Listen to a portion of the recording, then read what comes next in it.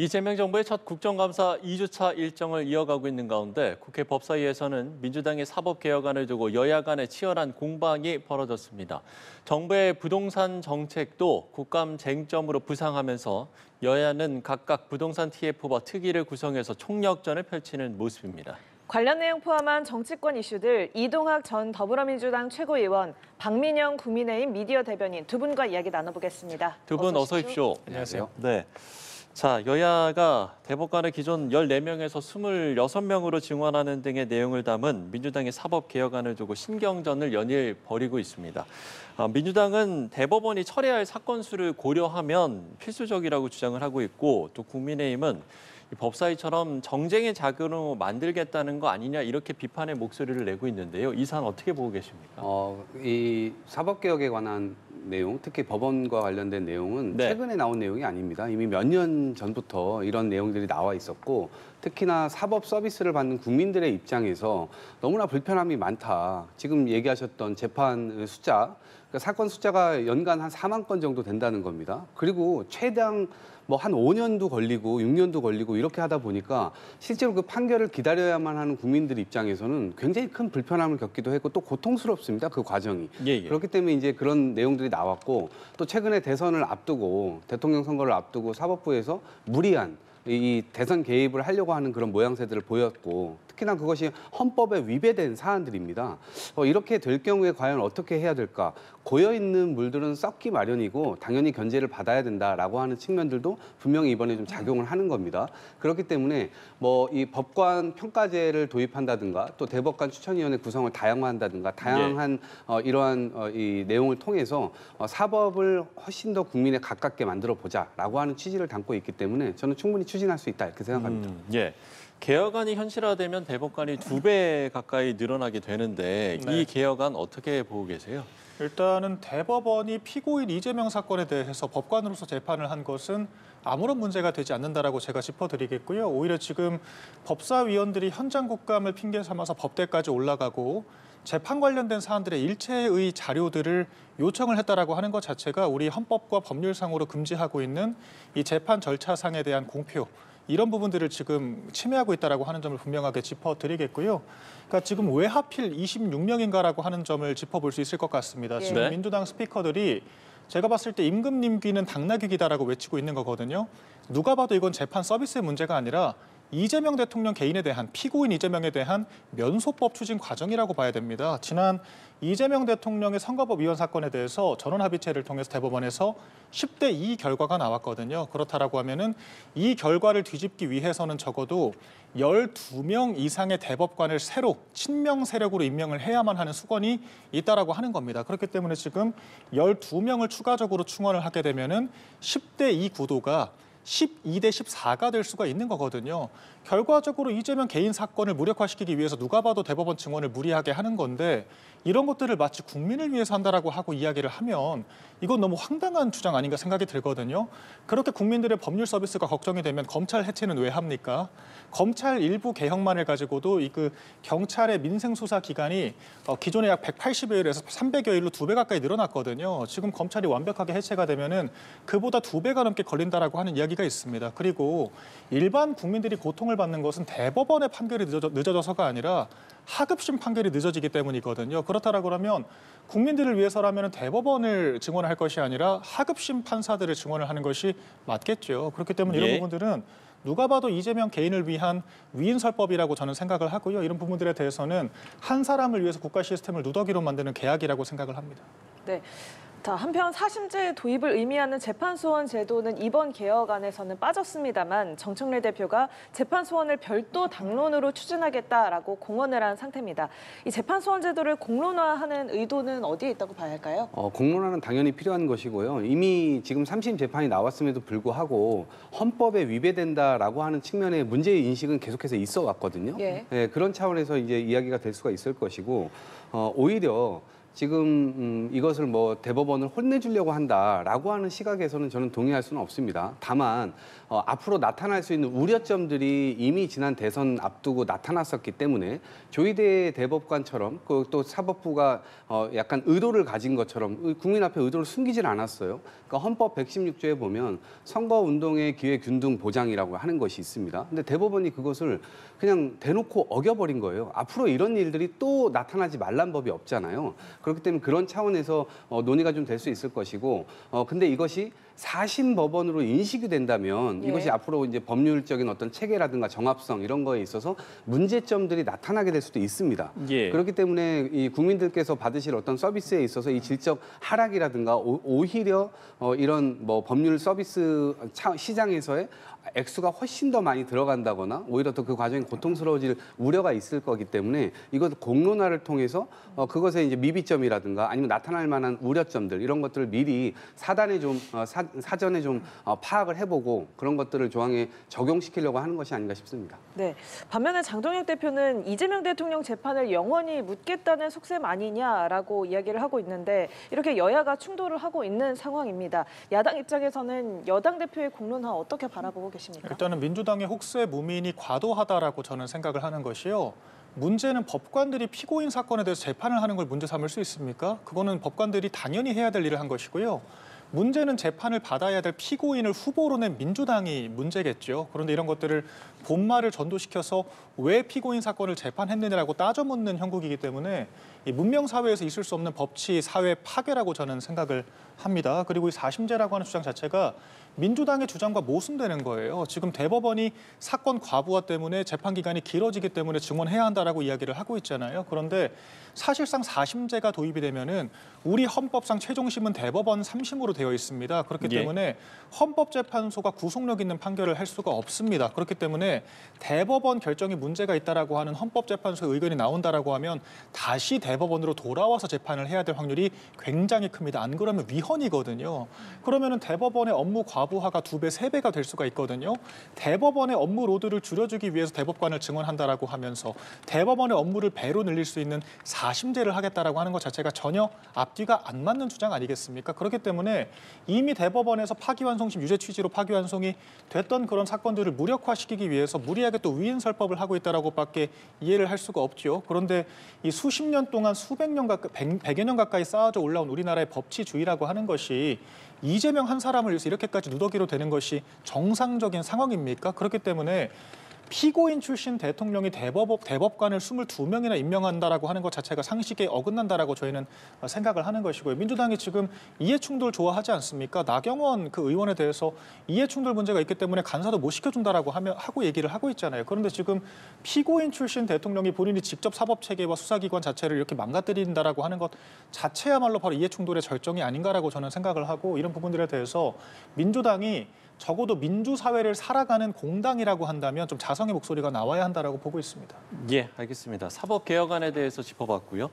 자, 그런가 하면 부동산 대책을 둘러싼 공방도 지속되고 있습니다. 먼저 여야의 목소리 듣고 오시죠. 여권 고위층은 자신들은 수십억 자산으로 경제적 이득을 누리면서 국민들에게는 전월세 난민으로 돌아가라. 외곽에서 3시간 출퇴근하면서 살아라 라고 강요하고 있는 것입니다. TF에서 논의하는 것은 자꾸 또 이제 보유세 등 이제 세금 문제를 많이 물어보시던데 세제 개편과 관련된 논의들은 하지 않습니다. 공급 대책, 공급 안정에 방점을 둔 논의들을 주로 할 것이다라는 것이고. 네, 이렇게 여야의 목소리를 듣고 왔습니다. 국민의힘은 고가 아파트를 보유한 정부 고위 관계자들을 겨냥해서 지금 공세를 이어가고 있는데요. 국민의힘 입장을 먼저 좀 들어보죠, 이번에. 일단은 지금 윤석열 정권 3년 동안 늘어난 아파트 가격이 3.4%포인트 정도거든요. 그런데 지금 이재명 정권 4개월 만에 그 이상의 3.5%가 늘어났습니다. 한국부동산원 공식 통계거든요. 그러니까 결과적으로 이재명 정권이 지금 4개월 만에 3차례 대책을 냈는데 6.27 대책, 9.7 대책, 11.5 대책 모두 다 실패했다라고 하는 것이 통계로 드러나고 있다라고 하는 겁니다. 그런데 그럴 수밖에 없죠. 대출 규제를 한다라고 하는데 결과적으로 공급에 대한 로드맵이 전혀 없지 않습니까? 그러니까 9.27 대책에서 공급을 하겠다라고 하긴 했는데 그러니까 일반 민간 시공업체들은 지금 공사가 올스톱이 됐거든요. 예, 예. 지금 정부가 너무도 적대적인 그런 반기업적인 행보들을 하고 있기 때문에 단가가 맞지가 않고 중대재해처벌법 등 이 규제에 민감할 수밖에 없는 그런 상황입니다. 건설업체들이 3,800억 가까운 손해를 감수하면서까지 건설을 중단한 상황이기 때문에 결과적으로 민간이 아니라 LH가 공급을 하겠다라고 이야기를 했거든요. 그런데 그 LH 공급마저도 2030년에 시공을 하겠다. 쉽게 말해서 첫 삽을 5년 뒤에 뜨겠다라고 한 겁니다. 그러면은 적어도 5년 동안은 공급 물량이 없다라고 이야기를 한 것과 다르지 않거든요. 그러면은 매도 물량은 묶여져 있는데 매수를 하겠다고 하는 사람, 실수요자들은 있을 수밖에 없잖아요. 공급이 없다고 집을 안 삽니까? 그럴 수는 없지 않습니까? 그렇기 때문에 사겠다는 사람은 있는데 거래세가 높으니까 팔겠다는 사람은 없고 추가 공급도 안 하겠다라고 하는 게 지금 정부의 입장인 겁니다. 그렇기 때문에 아무리 많이 수요 억제를 하고 대출 규제를 한다라고 해도 집값이 떨어질 수가 없는 거예요. 그러니까 지금 진단 자체를 잘못하고 있는 건데 언젠가 집값이 떨어질 테니까 그때 가서 대출 받지 말고 사라. 이런 이야기를 하고 있잖아요. 누구는 대출을 받고 싶어서 받습니까? 집값이 너무 비싸고 집값이 내리지가 않는데 현재 소득은 있지만 그 현재 현금 자산이 없는 젊은 세대들은 대출을 받아서라도 집을 살 수밖에 없는 거거든요. 그리고 지금 집을 안 사면 집값이 올라가는 속도를 노동소득이 증가되는 숫자가 따라갈 수가 없습니다. 이게 경험칙적으로 증명이 됐기 때문에 부득이하게 대출을 받고자 하는 건데 그런 것들을 꽁꽁 싸매고 젊은 사람들이 월세 경쟁을 할 수밖에 없고 더 가난해질 수밖에 없는 가난의 굴레에 가두고 있다라고 하는 것이 이번 정권의 부동산 정책이기 때문에 모든 사람들이 불만을 가질 수밖에 없다라고 보고요. 결과적으로 문재인 정권이 그랬던 것처럼 부동산이 이 정권을 잠식하게 될 거라고 전 전망을 하고 있습니다. 예, 공급 문제를 일단 지적을 해주셨는데요. 민주당의 반론을 좀 듣도록 하겠습니다. 공급은 당연히 지금 차질 없이 추진을 해야 되는 것이고 지금 예. 더 꼼꼼히 살펴보겠다고 하고 당에서 TF도 만들어서 관련된 내용들을 좀 살펴보겠다고 하니 저는 그 대책에 대해서는 추가적으로 또 나오지 않을까 싶고요. 예, 예. 정부 들어서서 미국이 금리 인하하고 또 유동성이 굉장히 커졌잖아요. 그런 상황에서 불이 붙고 있다라는 표현이 나왔어요. 그러니까 이 부동산 시장 자체가 불이 붙는다는 건 더 상승할 수 있다는 이 기존 시그널이 나온 것이죠. 그렇기 때문에 여기에 대해서 정부로서는 대응을 할 수밖에 없었고 특히나 또 하나 이제 정권을 잡고 나니까 보였던 수치가 가계부채 비율이 굉장히 위험한 수치까지 올라가 있었다는 겁니다. 근데 여기에서 대출을 옥죄지 않고 더 내비둬가지고 만약에 이 주택 수요 쪽으로 몰리도록 만들게 되면 그때는 이거 터지면 걷잡을 수 없이 또 문제가 발생되는 거거든요. 예, 예. 정부로서는 투기 수요를 억제하는 데 있어서 이 대출을 막고 또 지역의 풍선 효과까지 막을 수밖에 없는 저간의 사정이 있었다. 그 말씀을 좀 드리고 불가피한 조치였음을 국민들께 좀 양해를 좀 구하고 싶고요. 또 시장의 안정이라든가 이런 것들은 당연히 꾀해가는 것이고 신혼부부들이나 아니면 첫 주택 가지려고 하시는 분들은 조금 불편함이 있지만 그런 서류 작업이나 이런 것들이 조금 더 불편해졌지만 그런 부분들을 통해서 여전히 확 막은 건 아니거든요. 그래서 실수요자 중심으로는 여전히 그런 것들을 실시할 수 있도록 해놨기 때문에 조금 다소 좀 성에 안 차시더라도 우리가 부동산 시장을 계속해서 올리는 것보다는 좀 하향 안정화시키는 방향으로 정부의 정책이 좀 움직이고 있다. 이 말씀 좀 드리고 싶습니다. 네, 앞서 대변인께서 언급을 해주셨습니다만 이상경 국토부 1차관의 이 발언이 좀 논란이 됐었죠. 집값이 안정되면 그때 집을 사면 된다. 이 말이 좀 논란이 됐었는데 이와 동시에 배우자 명의로 사들인 아파트를 둘러싸고서 갭 투자 의혹이 불거졌고 또 해명을 내놓는 상황까지 벌어졌습니다. 이 상황은 좀 어떻게 보고 계십니까? 좀 안타깝죠. 그러니까 정책의 기본 이 대상 자체는 국민 전체잖아요. 근데 개인의 어떤 그 공직을 수행하는 사람의 어떤 말 꼬리를 하나 잡아가지고 이렇게 한다는 것에 대해서는 좀 안타깝다는 말씀 드리고 싶고 예. 다만 그래도 국민들께서 어쨌든 이것을 실행하는 공직자의 어떤 솔선수범 이런 걸 좀 보고 싶으실 겁니다. 이제 그런 지점에서도 또 안타까운 측면들이 있고 말씀을 좀 조심해서 하실 필요가 있죠. 이 정책에 따라서 국민들이 이것을 대상이기도 하지만 결국 지지해줘야 이 정책이 또 힘을 받는 거 아니겠습니까? 그런 차원에서의 이 태도 변화는 좀 필요하지 않을까 싶고요. 그리고 어쨌든 해명이 나온 것은 저것이 투기 목적이 아니라 실거주 목적이었다고 하니까 그것을 모든 걸 다 그냥 덤탱이를 씌워가지고 뭔가 그냥 비난을 하는 것만으로는 이 문제를 지금 해결하기 쉽지 않습니다. 한국은 아까 말씀하신 대로 노동소득으로 지금 이 주택, 이 소득을 따라갈 수 있느냐? 이 부분에 대해서 저는 굉장히 이미 거품이 많이 꼈고 높아져 있는 상황이기 때문에 이것을 하향 안정화시키지 못하면 영영 이게 살 수가 없게 되는 거예요. 지금 10억, 20억, 10억짜리도 정말 사기 힘들어요. 지금 우리가 벌고 있는 월급으로 어떻게 사겠습니까? 그러니까 그런 차원에서 보면 지금 이미 서울의 집값이라고 하는 것은 넘사벽의 수준까지 갔기 때문에 예. 이 공직자들의 어떤 철두철미한 준비나 앞으로 어떤 기회의 사다리를 그래도 차지 않기 위해서 더 만들기 위해서 노력을 해야 된다 이런 말씀드립니다.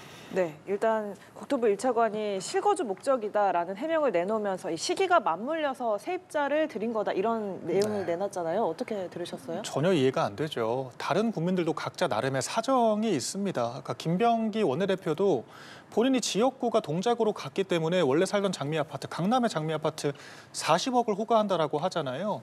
그 아파트를 부득이 전세를 줬다라고 했습니다. 그런데 다른 국민들도 부득이 직장과 사는 곳이 달라서 부득이 자녀가 결혼하면 양도를 해주고 싶어서 부득이 거래세가 너무 비싸서 집을 매도하지 못하는 경우들이 많습니다. 그런데 그런 모든 국민들의 부득이한 사정을 범죄화하고 악마화하고 갭투자라고 매도를 하는 게 지금 정부의 정책 방향이잖아요. 그러니까 국민들도 나름의 사정이 있는데 지금 문제 시대는 고위공직자들은 자기들만 사정이 있다라고 주장을 하고 우리는 괜찮고 국민은 안 된다라고 이야기를 하고 있기 때문에 국민들이 당연히 분노를 할 수밖에 없다라고 하는 겁니다. 지금 이상경 국토부 지금 차관 같은 경우에도 분당에 30억이 넘는 아파트를 샀다라고 하는 거예요. 지금 그걸 본인이 거주하는 것이 아니라 16억 가까운 전세를 주고 이른바 갭투자를 한 거거든요.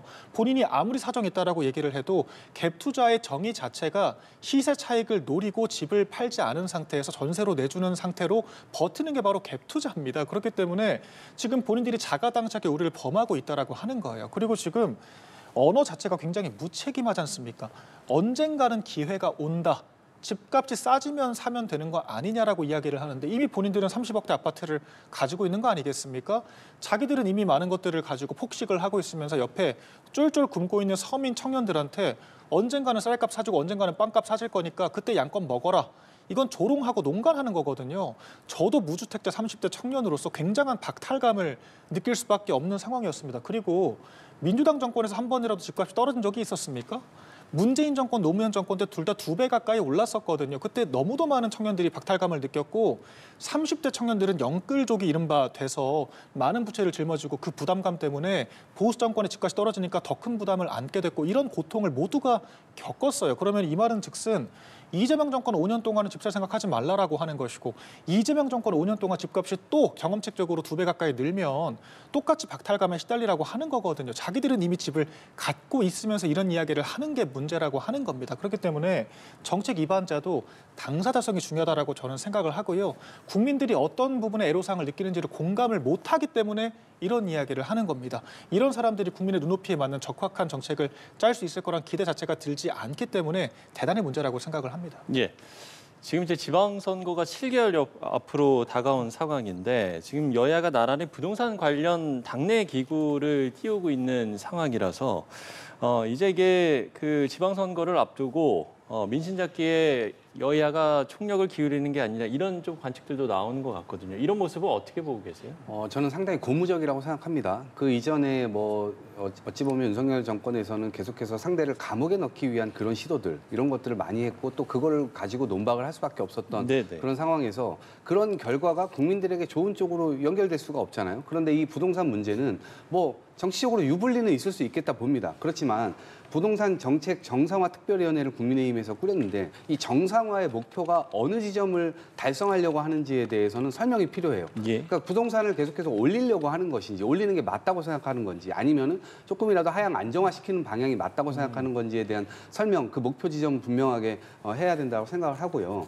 저희 민주당에서도 주택시장 안정화 TF를 이제 출범시켰는데 3기 신도시라고 하는 결국에는 공급이라고 하는 것을 당연히 이제 더 추진할 수밖에 없고 지금 그 속도가 지금 잘 안 나고 있는 상황이거든요. 그래서 그것에 대한 속도를 어떻게 하면 더 낼 수 있을 거냐, 그것을 정책적으로 어떻게 더 지원할 거냐의 문제가 있고 예. 이번 정책 발표를 통해서 지금 전세 문제, 전세가 좀 사라지고 월세 쪽으로 가는 거 아니냐라고 하지만 저는 사실 개인적으로 그렇게 보지는 않습니다. 어쨌든 전세를 가지고 있으셨던 분도 월세로 돌리면서 사실 그 전세 자금 조금이라도 빼줘야 될 거 아닙니까? 근데 그거를 일시적으로 빼줄 수 있는 가구는 많지 않습니다. 그렇기 때문에 확실하게 월세로 다 이전될 거다 그렇게 보진 않습니다만 만에 하나라도 그렇게 좀 월세로 갈아타는 그런 집주인들이 많이 늘어난다라고 이제 한다면 월세 지원 정책이라든가 이런 거 추가적인 아마 정책 보완이 필요할 겁니다.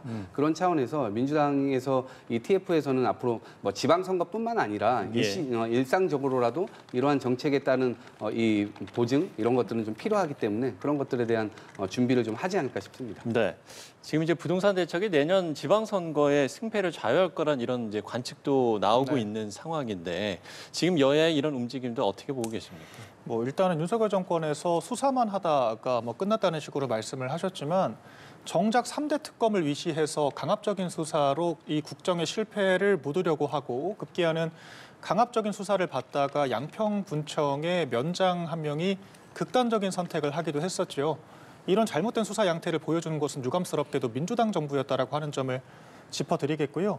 지금 민주당이 이미 저는 길을 잃었다라고 생각을 합니다. 보통은 이렇게까지 3단계나 강력한 규제를 냈는데도 정책이 올바른 방향으로 못 간다라고 하면 방향 자체를 바꿔야 하는 거잖아요. 그런데 민주당은 자신들이 틀렸다라고 하는 것을 인정을 하지 않기 때문에 더 강한 대책이 필요하다라고 하는 식의 귀결로 늘 수렴을 합니다. 그렇기 때문에 저는 굉장히 걱정이 되는 것이 지금 당은 부정을 하고 있지만 보유세를 늘리겠다라고 하고 있잖아요. 구윤철 경제부 총리가 50억짜리 집이 있는데 보유세 1%를 거두면 버티겠느냐라고 이야기를 했거든요.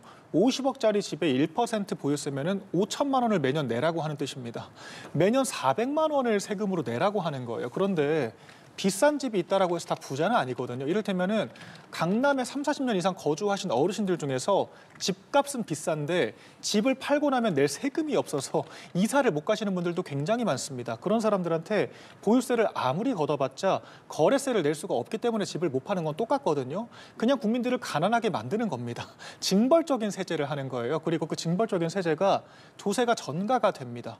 아까 지금 전세 대출을 다 뭐 가계부채를 핑계대면서 막겠다라고 하고 있는데 그러면은 젊은 사람들은 비싼 월세를 전전할 수밖에 없거든요.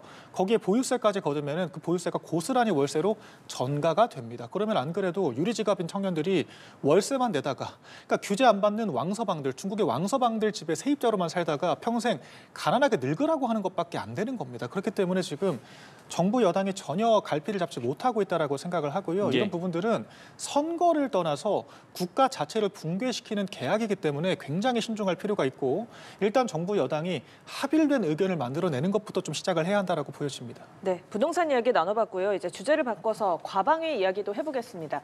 국회 과학기술방송통신위원장인 민주당 최민희 의원의 자녀 결혼식이 논란이 됐는데요. 먼저 화면 보고 오시겠습니다. 이 자리에 계신 아마 많은 분들도 최민희 위원장 결혼식에 다녀오셨거나 아니면 축의금을 냈거나 아니면 화환을 보냈거나 이런 분들이 아닐까 싶습니다. 우리 딸은 고등학교 때 제가 국회의원에 출마하면서 너무 많은 매도를 당해서 심리 상담을 오래 받았습니다. 정신과 치료도 받았고요. 네, 최민희 과방위원장 딸의 결혼식과 관련해서 들으신 것처럼 야당에서 이해충돌 소지가 있다라는 질타가 이어졌고 최 위원장이 이를 해명하는 과정에서 눈물을 보이기도 했습니다. 이 모습 어떻게 보셨는지 두 분께 좀 여쭙겠습니다. 우선 뭐 가정사에 대한 부분은 뭐 저희들이 뭐 이렇게 논박을 할 상황은 아닌 것 같고요. 뭐 저간의 상황이 있겠죠. 이제 그런 상황 속에서 딸과의 이제 관계가 사실은 뭐 일반적이진 않으셨던 것 같아요. 그러면 일반적이지 않은 딸이 이제 결혼을 하는데 여기저기 돌아다니면서 무슨 청첩장을 돌리면서 후원하라고 혹은 뭐 이 축의금 내라고 그랬겠습니까? 이제 그런 것은 너무 공격을 위한 공격 같다는 생각을 하게 됐고 특히나 지금 최민희 위원장뿐만 아니라 지금 국회에서 자기 아들, 딸들 결혼할 때 아마 피감기관에서 굉장히 많은 이 축의금 같은 거 받을 거예요. 저는 그거부터 일단은 여야가 이거는 섞이는 문제여가지고 누가 누구를 탓할 수 없는 상황까지 왔다고 봅니다. 그래서 이제 와서 저런 국감에서 약간 상처 주기 위한 저런 질의를 하는 것은 대단히 정략적이고 정치적이다라는 말씀을 드리고 그리고 저간의 사정이 있으니 저런 것들은 국힘도 좀 저는 더 나가지 않았으면 좋겠습니다. 저 공격이 누구를 위한 공격인지도 모르겠고요. 오히려 법안을 내서 피감기관이 앞으로 축의금 못하게 하는 법안을 아예 내시면 훨씬 더 좋은 마무리가 되지 않을까 싶습니다. 네, 일단 최 위원장은 이 피감기관에 청첩장 전달한 사실이 전혀 없다라는 해명을 했거든요. 눈 가리고 앙하는 거죠. 직접 전달을 안 했다라고 하는 식의 지금 해명이 중요한 게 아닙니다. 그러니까 모바일 청첩장, 계좌번호는 물론 카드 결제 링크까지 걸려있는 모바일 청첩장이 국회 인근에 모두 다 천지사방에 다 돌아다녔거든요. 이거를 못 본 사람이 없습니다. 국정감사를 앞두고 국정감사의 주도권, 증인 채택 등에 대한 주도권이 있는 감사기관의 위원장이 피감기관들이 공연하게 볼 수 있는 방법으로 이런 정보들을 본인이 전파를 안 했다라고 하는 게 중요한 게 아니에요. 모두가 인지를 하고 있었다라고 하는 겁니다. 그리고 국정감사 기간에 결혼식을 하는 것 자체가 부적절하죠. 그리고 사랑제 예약이나 국회 사랑제 결혼식장 예약이라고 하는 것은 국회 관계자들만 할 수 있습니다. 그 딸이 뭐 일반인 티오로 했다라고 하는 것도 좀 적합하지가 않은 게 아니 어머니가 과방위원장인데 일반인 티오로 했다라고 하는 것도 말이 안 되고 그럼 경우의 수가 딱 하나밖에 안 남죠. 어머니 명의를 가지고 지금 그 사랑제 이용을 하겠다라고 했다라고 하는 건데 어머니가 과방위원장인데 국정감사 기간 동안 국회 사랑제에서 결혼식을 한다? 이것은 피감기관에게 위력을 행사하겠다라고 하는 의도가 아니고서야 불가능한 전개입니다. 저는 그렇기 때문에 악어의 눈물이라고 생각을 하고요. 예. 만약에 이런 부분을 사후적으로 저희 야당이 계속 지적을 했거든요. 결혼식 열리기 전부터 지적을 했습니다. 그러면은 바로잡을 의향이 조금이라도 있었으면 고의성이 정말 없었으면 이런 결혼식장에 화환도 보내지 말고 그 축의금도 보내지 말라고 이야기를 했어야죠. 그런데 그 결혼식장에 보면은 피감기관들이 보낸 화환, 피감기관들의 명의가 적나라하게 질비해 있습니다. 이런 것들은 누가 봐도 돈을 받겠다라고 하는 것밖에 되지 않는 거거든요. 국감장을 수금장으로 만든 거예요. 그렇기 때문에 이것은 이해충돌 문제를 떠나서 대단히 부적절한 선례를 남겼다라고 생각을 하고요. 만약에 저 눈물이 악어의 눈물이 아니라면은 이 축의금을 받은 내용들이 있잖아요. 다 증빙을 하셔야 되고요. 그 내용들을 사회에 환원해야 한다라고 생각을 합니다. 그게 아니라고 하면은 이런 부적절한 사태를 만드는데 책임을 지고 사퇴를 해야죠. 세상에 우리나라는 국감이라고 하는 것이 1년에 한 번밖에 안 합니다. 그 한 달 귀중한 시간 동안 피감기관을 우리가 감시하는 것이 아니라 최민희 과방위원장의 딸 결혼식 가지고 시간을 낭비하는 것 자체가 대단히 문제라고 생각을 하기 때문에 이런 것들은 분명히 책임을 져야 할 겁니다. 예, 알겠습니다. 자, 이동학 전 더불어민주당 최고위원, 박민영 국민의힘 미디어 대변인 두 분과 이야기 나눠봤습니다. 오늘 말씀 고맙습니다. 고맙습니다.